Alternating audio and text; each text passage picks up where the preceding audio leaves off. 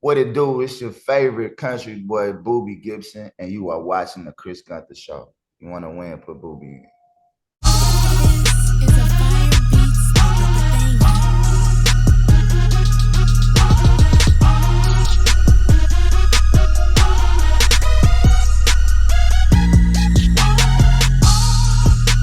What's up, y'all? Welcome to the Chris Gunther Show. Thank y'all so much for watching. Remember to like and share. I would greatly appreciate it.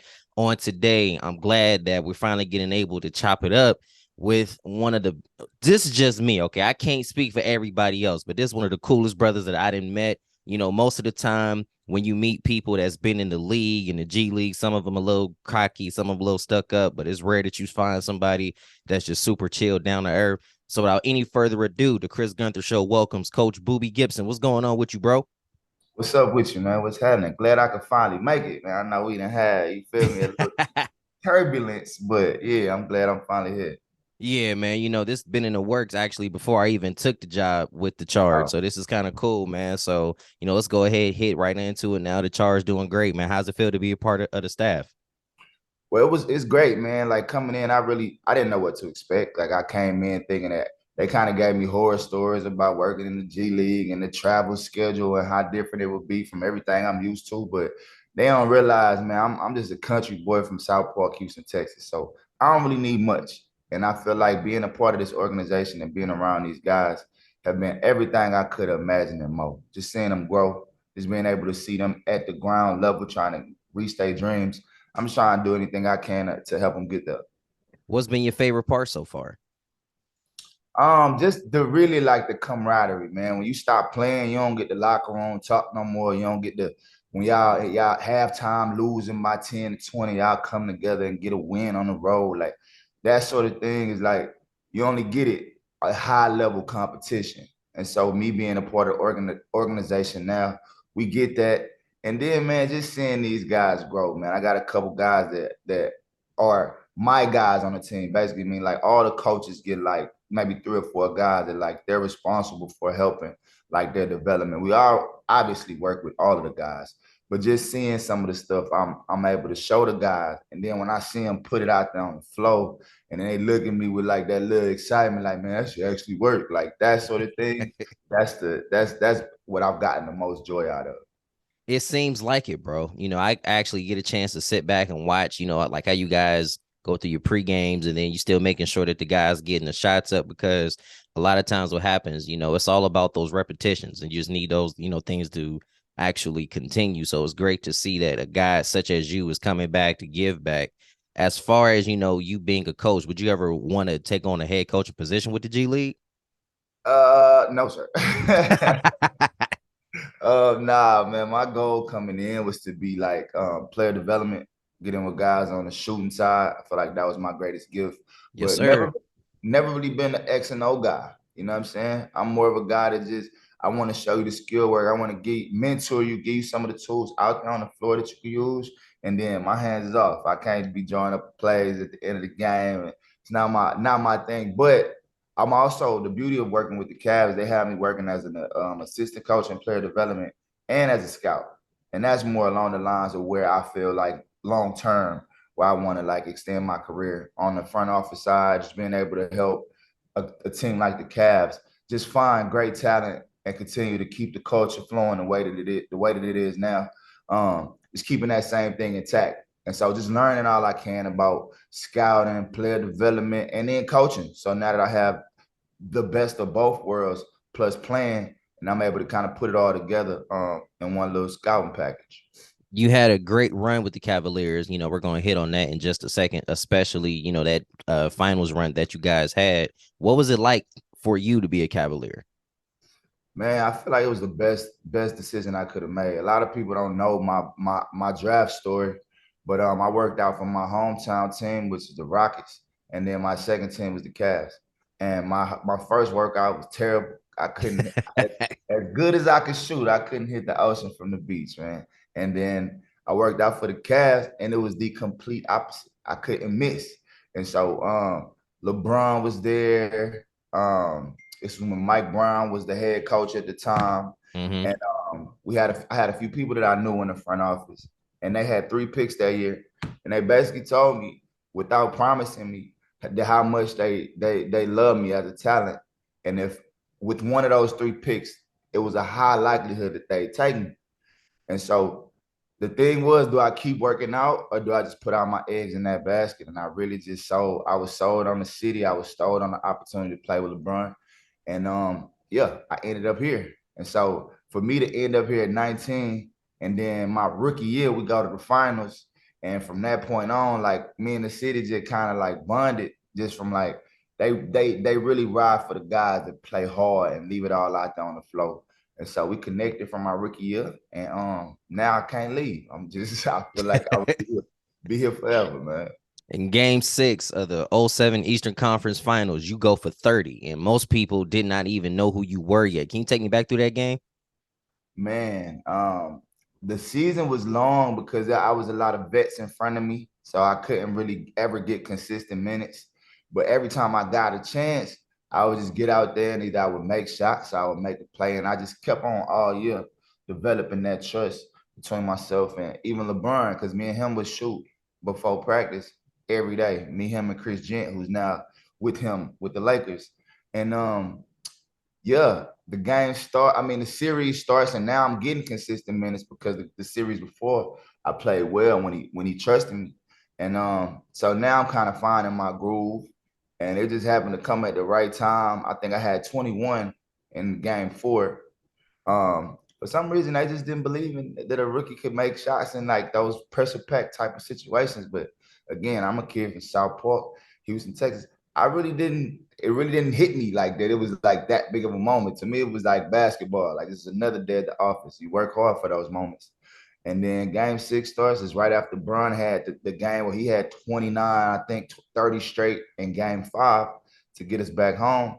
So they like came out double teaming him, came out sending doubles, and he came out finding me. And I just that day the jump shot was just going down. And I always prided myself on defense so I could stay on the floor. And yeah, coach trusted me, and we got to Bron's first championship that year. Even though you guys got swept by San Antonio that year, what was your finals experience like? Special. It was in San Antonio, Texas. So all my family got to come down. We got swept due to a few different things. Larry Hughes is plantar fasciitis acted up, so he wasn't able to even play in that last series. So I kind of was thrown into the starting lineup when I had never kind of ran with those guys, and so like a lot of where I got my shots and my opportunities were different. So the experience in itself, I feel like even for a guy like LeBron, it was just so that you could taste it, but also understand just how tough it is to get to that level and just the amount of work that you got to put in to sustain that type of greatness. And so it was amazing, man. Even though we got swept, just to be the best team out of the East that year when nobody really expected us to do it because they everybody thought Detroit was going back again. It was an incredible run, and like to this day, the fans out here don't let me forget it. We can't let you forget it, man. You were able to literally just go berserk from the 3-point line, and you guys went on to make that run. Talking about your former teammate LeBron James, who was just games away from breaking the NBA's all-time scoring record. As a former teammate, how proud does this make you to like sit back and watch him and say, "Wow, man, this dude is really about to do something that most people did not think was even possible"? All right, man. Proud is like a understatement. Just him embracing me when I came in and really giving me an opportunity to even play in that game by trusting me and then actually trusting me with the ball and to make shots. I'll never forget it. And I thank him for it all the time, just for being who he is. And it's not surprising to see him shine in the way that he is because I know the amount of work that he puts in. I've never seen somebody put as much work as he does, and for him to be, in my opinion, the greatest basketball player of all time, like just physically and athletically, for him to be that and still outwork guys that are fighting for their NBA life. He's in the gym more than they are. It's just a testament to like who he is, GOAT James. And a lot of people go back and forth with me about it because I was the biggest Jordan fan, Kobe fan. Like Yeah. those are my guys, but just being able to be next to him, man, and just see what he was able to do, like out there on the basketball court when teams was trying to do everything in their power to stop him, and he was still getting 30 a night.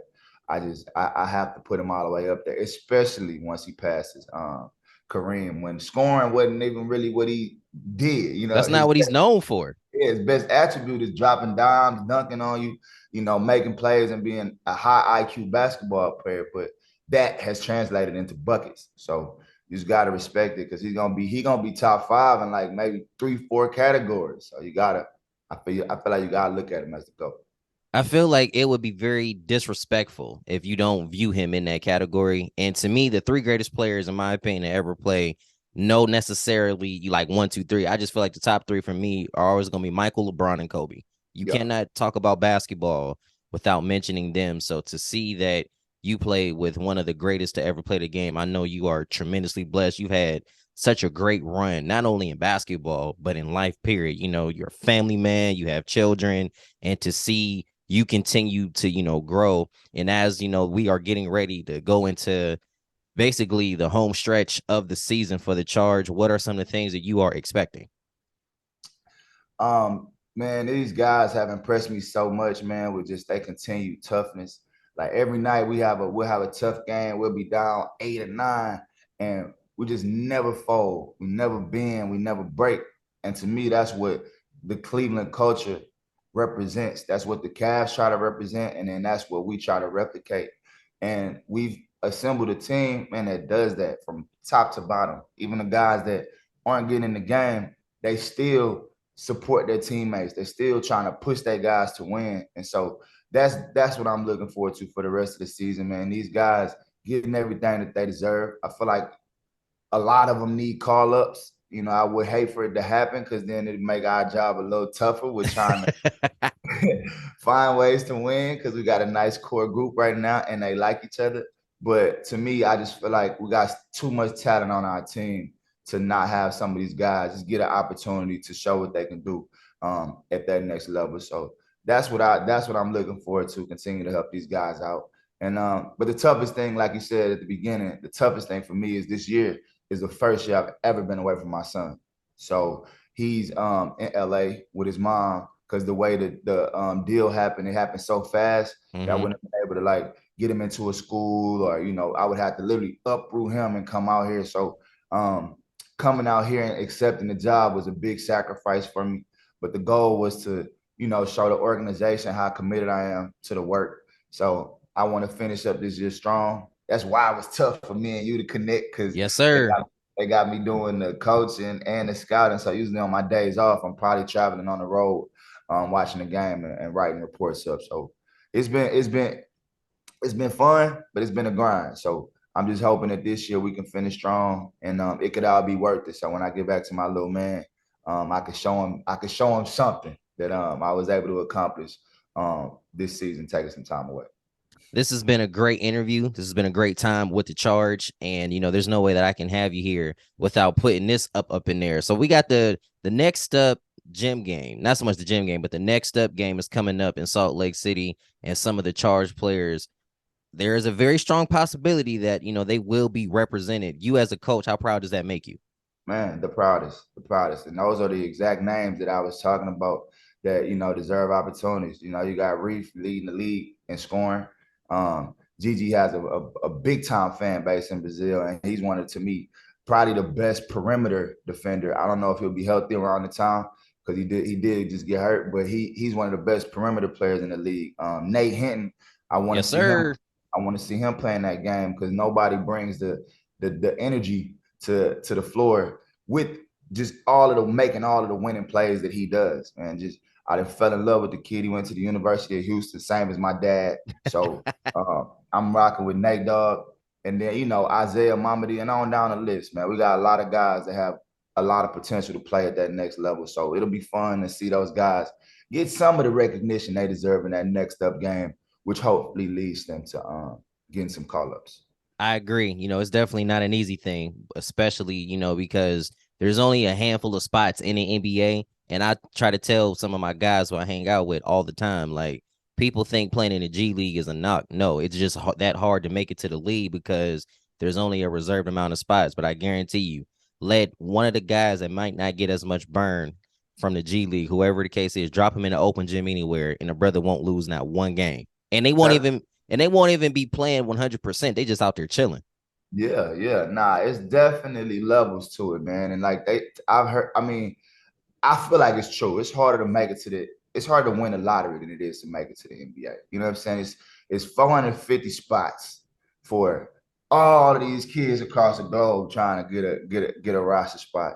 And so just like you said, all of these kids are like one step away. And you gotta try out for the G League too. You're not just they don't just put you in the G League. So there's a G League draft too. So these kids have gotten drafted to be close enough to their dreams because they're right there on that next level. But like you said, it's just a tough thing to do because teams have already paid guys and kind of already have, you know what I'm saying, a lot of their rosters full. So sometimes it takes a little luck, takes for something to happen here or happen there, and the timing to be right for a guy to get a chance. All they can do is continue to do the work and just be ready that for when they number get called. Coming to the end now, this is one of the things that I always ask my guests. Who would you like to see me interview next on the Chris Gunther show? And if you have any connects, do you think you can help a young brother out? Because uh you a shooter, I'm a shooter. You shoot your shot and you hope that you score. Nah, I got you. I mean, after this conversation, I feel like Nate could be a good interview. I'm trying to think of I don't know if you stay in Cleveland, if you stay in G League or what the move is, but like I said, that kid right there, his intangibles and everything he's been doing all season, elevating his level. I feel like why not get to know him a little bit better and kind of see what his journey was like and what how he feels about getting the opportunity at the next level, what that looks like. Yes, sir. We're going to go ahead and put that out there. Nate, hope you see this, brother. Let's go ahead and chop it up. Well, Coach, I appreciate you so much for your time. If anybody wanted to follow you or connect with you on social media, how can they do that? My gram is Booby Gang, Booby, no IE, BOOBYGANG, and my Twitter is Booby's World One, and that's pretty much where I be at. That's where you can find all the information on me, updates, and yeah, that's it. Appreciate you for your time today, Coach. Ladies and gentlemen, Coach Booby Gibson on the Chris Gunther Show. Cue my theme song. I'll see y'all next time. Yes, sir.